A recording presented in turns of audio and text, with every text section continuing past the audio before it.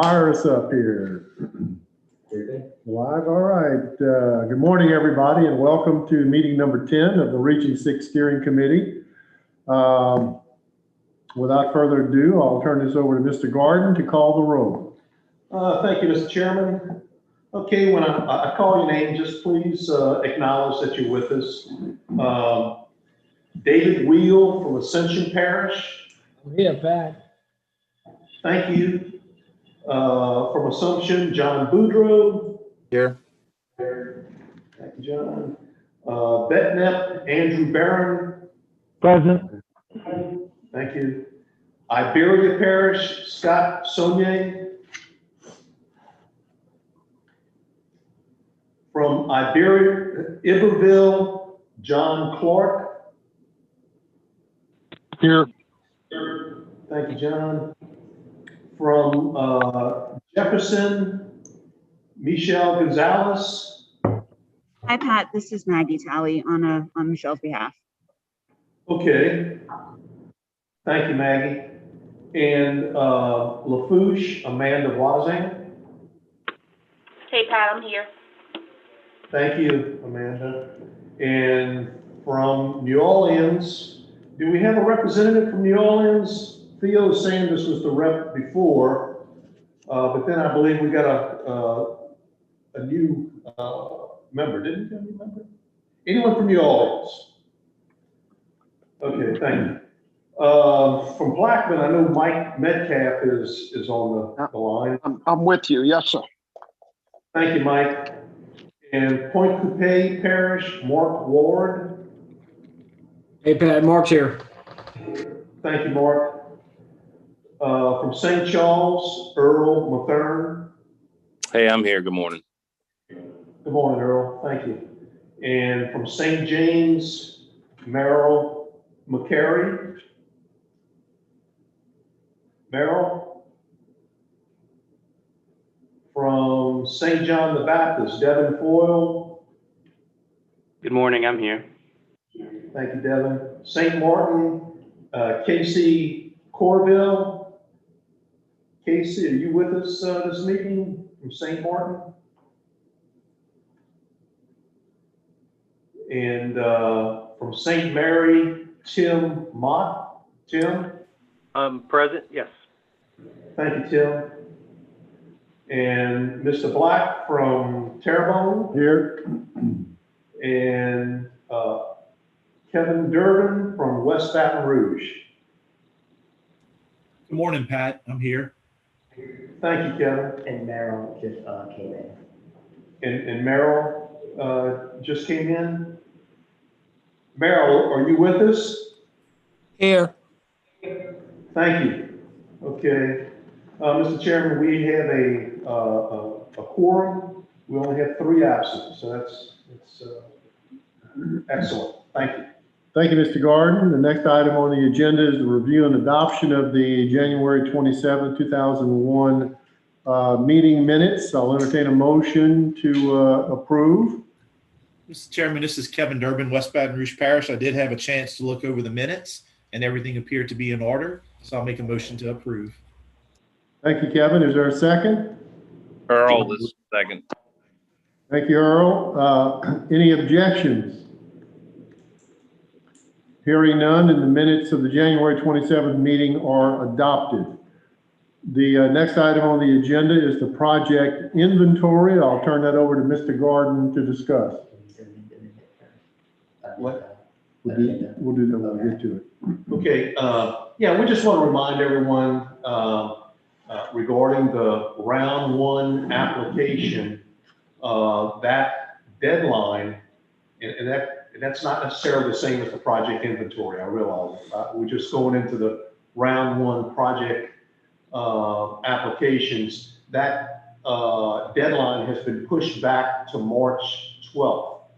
And so those of you that are working on those applications, if you need any assistance, please call us.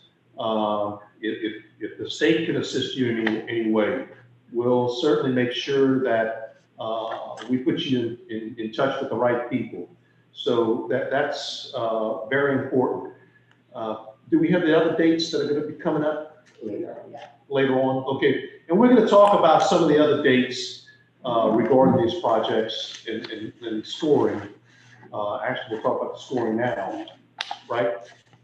Not yet. And one of the areas that the state has asked us to put together an actual recommendation on how we'll be scoring these projects. And the state is going to take all 33 of our applications, and they're gonna rank them, and they're gonna fund the ones that have met the highest scores in the state ranking system.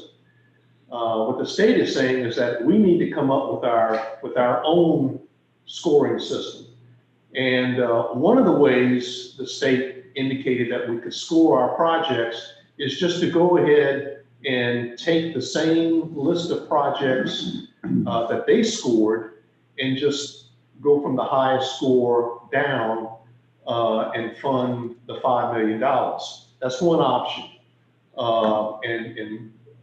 And that would be after the state has issued the award letters on their selection from the $60 million, and then the regional steering committees all have $40 million or $5 million apiece to come up with a selection of projects for that.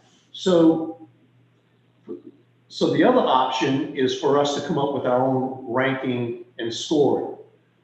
We would prefer not to come up with our own ranking and scoring on 33 projects. It would be very time consuming, and but what we recommend to the state is, how about we take the top 5 projects that the state scores out in our region, and then we go ahead and score and rank those projects. And they said that would be fine. And so for the next meeting, what I'd like to do is come up with a scoring plan, ranking plan for Region 6 for the $5 million of projects once the state has authorized the funding on their $60 million. And I hope I explained that so that everyone could understand. And so I will have something, I'll give that to Mark to take a look at before we put it on the agenda, but we'll have that on the agenda for the March week. Pat, the information on the screen is what the state is using to That's correct. Projects? That's Well, correct. they're giving a lot of weight to effectiveness and minimizing risk, and somewhat to benefit to the most impacted parishes. I guess we'll have the ability to play with that a little bit, come up with our own Yeah. ranking criteria. That's correct. Okay. And perhaps we'll take 2 of the 5 and say these are the 2 areas of the application evaluation that we feel are the most important, and then rank the 5 top projects based on those 2 evaluation criteria instead of all 5. That may be a way to handle it. Okay.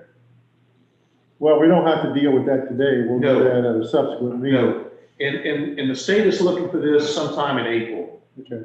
So we would have a couple of meetings to discuss this. Hey, Pat, it's Nicolette. Can I chime in real quick? Go for it. I just wanted to add that just where we're coming from with these decisions. And so the state has, a robust scoring kind of methodology that is outlined. The rubric is outlined on our website under Round 1 projects. So if you are interested in kind of reading more detail, that is on the website. And we want to just make sure when the regions do their selection that they, first off, it's fine if the regions want to kind of adopt the same scoring or valuation method that the state is using. But we understand that, some of the regions might have higher priorities in certain areas, whether that be certain geography, whether that be certain project types or project qualities. So we want to make sure that, or we want to allow the regions to develop their own ranking or prioritization if that, if theirs differs than the state. So it's up to you all, Region 6, if, to take a look at the state scoring, and if you all do decide you have some other priorities and you want to see some other projects prioritized and get funded above others that go against the state scoring, then we would just ask you to make sure that you have developed kind of a prioritization system or ranking method, and let us know what that is. But it's certainly fine, and we certainly want to recognize that the regions might have different priorities and want to use those in making their recommendation on selecting a project for funding. Okay, thanks. Thank you, Nicolette. Thank you. Hi, Nicolette. Hey, can I jump in real quick? I have a question. This is Andrew Barron with BitNep. Nicolette, if the region does a different application evaluation from the state, would the state have to approve the region's changes or the different evaluation system? No, and let me also add that this process is also detailed in the Round 1 policies and procedures, so it is outlined. There is no approval process necessary. We just want to make sure that OCD receives those priorities and that process prior to us sending you the list of projects. So we just want to make sure that you set that method before seeing the projects to make sure that it's fair. But we don't need to approve it. We just need you to provide it. Andrew, does that answer your question? Yes, thank you very much. Thank you. Thank you, Nicolette.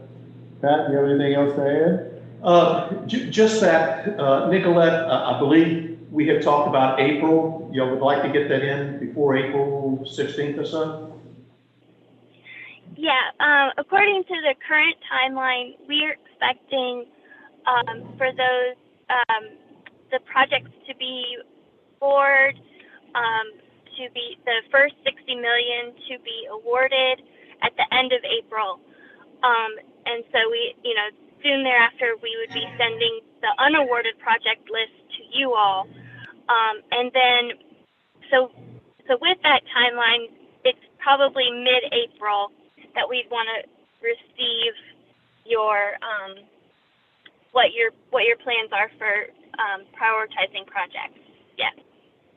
Okay, thank you. We may have to do that in March. Okay, is that it? Yes.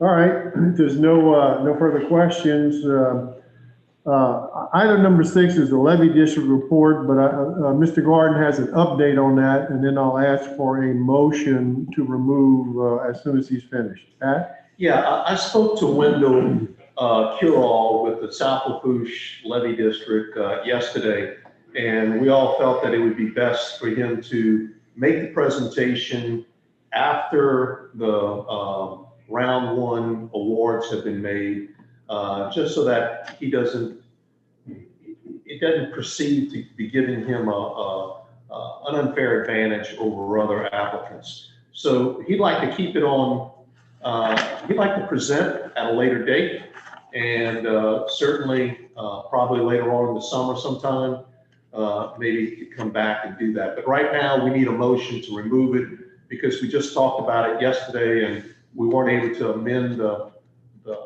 agenda within the 24-hour period. Thank you, Pat. I'll entertain a motion to remove this item from the agenda. Hey, this is Earl. You got a motion to remove it. Thank you, Earl. Is there a second? John Boudreaux, second. Thank you, John. Any discussion on the motion? Any objection to the motion? Hearing none, this item is removed. We'll move to the next item on the agenda, which is the subcommittee update. I'll turn it over to Adam. Hey, so we held our meeting first of this year on Monday, February 22nd. At the meeting, we adopted the work plan for 2021, and then discussed outreach goals, our certified floodplain manager goals, and our green rating system goals. We had a presentation from Michelle Olivier with CRS kind of updating us on the new adoption, and we're looking forward to meeting again in March. So that's it. Thank you, Adam. Any questions for Adam? Hearing none, we'll move to the next item on the agenda, which is the LWI update. Did you want to kick that off, Pat? Yeah, just to let everybody know, the Louisiana Watershed Initiative, the folks at OCD have been working on a long-term funding opportunity for all the regional steering committees. And we're going to be working through this, and it's my understanding they'll be making a presentation at one of the meetings in the future regarding long-term funding scheduling. And I don't know, Nicolette, did you want to make any comments on that? Sure. Thanks, Pat. Yeah, we the LWI team has been researching options for I guess unique and sustainable funding opportunities and methods so that we can potentially use some of those funding sources or funding methods to sustain the watershed coalitions that we're working to stand up. So like we did some research into existing governance and this, and created that guidebook that we shared with you all. This is another kind of informational paper that's specifically focused on funding future watershed management activities. So we have a consultant who has been doing this work, and they are planning to present some of the findings to all of the steering committees. So I think that we're planning for your March meeting to give that presentation to Region 6. So I think you all will find it interesting what their research shows. Okay, and of course that is on the PowerPoint presentation, and if you want to that'll be listed on our website, correct? Yes, and their website. Yeah, okay, good. And, okay, the next item is the outreach and template that's been submitted by OCD. And we've gotten a couple of drafts of the outreach template. And it's clear that we need to get out and make presentations to the elected officials, chief elected officials, our stakeholders, get buy-in from our levy districts, our drainage districts. And so we're gonna start this outreach as soon as possible and start with our steering committee members lining up meetings with our chief elected officials and seeing and letting them be aware of the recommendations that we've made, and also who should we be including as stakeholders in their parishes. This is in line with the template that the state has outlined for us. We don't have to put together an actual plan, but all outreach efforts have to be within the confines of that template and documented in our reporting, quarterly reporting, and as well as billing, to show that this outreach effort is taking place. And I'm looking forward to that. It's because we need to get the buy-in from all of our elected officials and stakeholders before we end up going to the legislature in 2022 with legislation to create these coalitions. We don't want to have any negative, not comments, but just we don't want opposition to be built against it. And again, Nicolette, did I miss anything on that? Hey, no, I just will, I'm sorry, is there an echo? Okay.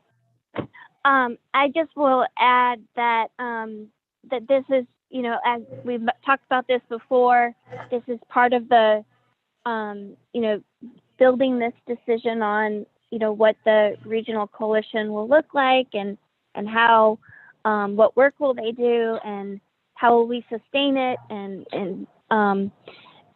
so part of that effort is getting, you know, you all have been part of this and making this decision, but the next part is just getting more feedback and engaging more stakeholders. So that's what you all will help liaise and with the other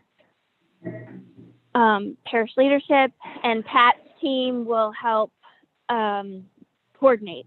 So, and then we'll we need to capture all of that feedback and then use that to refine and finalize our recommendations for the coalition. And I'm sorry for the background noise. Nicolette, this is Mark. I have a question about these outreach efforts. Should these meetings be advertised and be public meetings, basically? It just depends on the type of meeting. If it's just a one-on-one meeting with a particular group or stakeholder, it doesn't need to be public. The RSC meetings did need to be public, and so if there's a quorum of RSC members, it needs to be properly advertised. But if it's, you know, just one meeting with the president of St. John the Baptist Parish, or you know, and Pat and the steering committee member, then it wouldn't need to be public. I mean, if you want to hold and invite members of the public to talk about certain issues, you can also do it that way. But there's no requirement unless there's a quorum of the steering committee. Well, could you, in order to perhaps generate interest from the public, have these these meetings held in the context of a, say, parish council meeting, where the presentation is made to the, I don't know how long the presentation would have to be, but, you know, those meetings are open to the public. And I think it may generate a little interest. I think it's something we can talk Well, about. Yeah, and I was gonna leave that up to the parish president, on whether or not they wanted to bring that to the parish council, because, you know. I think you do, since the Well, I would. parish councils are the governing body of each parish. So, Yeah, yeah. I just think touching base with. Yeah, that's a great idea. Yeah. Good, all right, All right, we're on the same page here. yes. Any other comments from any members about that? Well, Good, that's all I had. hearing, thank you, Pat, and we'll move on to the next item.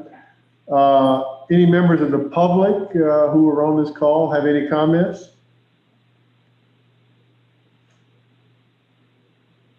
Well, hearing none, our next meeting is March 24th, 2021.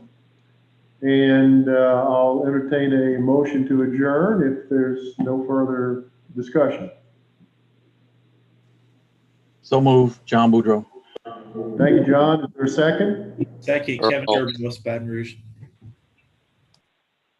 Who was that? Kevin, thank you, Kevin. Any discussion on the motion? Hearing none, and no objections, we're adjourned. Thank you all very much. Next meeting, March 24th. Thank you, guys. Thank you.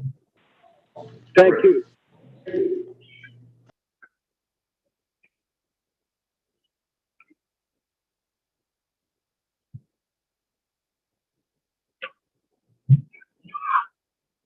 That worked out good.